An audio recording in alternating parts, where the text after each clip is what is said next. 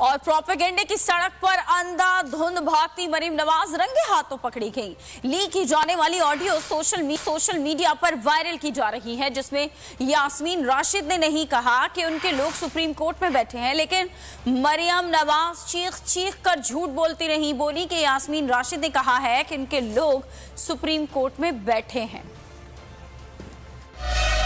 यास्मीन राशिद साहिबा कल ऑडियो में कह रही थी, फिक्र ना करो, सुप्रीम कोर्ट में साडे बंदे बैठे हुए ने। प्रोपेगेंडे के लिए सरेआम झूठ, सफेद झूठ, वाज़े झूठ। यास्मीन राशिद साहिबा कल ऑडियो में कह रही थी, फिक्र ना करो, सुप्रीम कोर्ट में साडे बंदे बैठे हुए ने।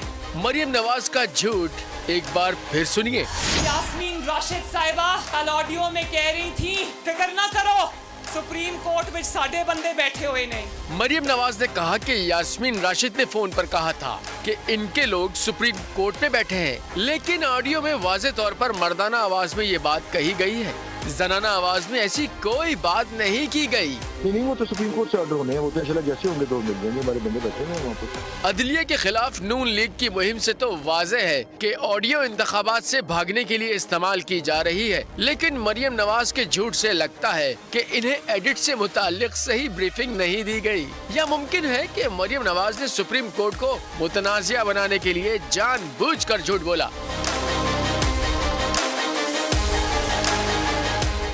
और मरियम नवाज की अदलिया के खिलाफ मुहिम इंतहा पर।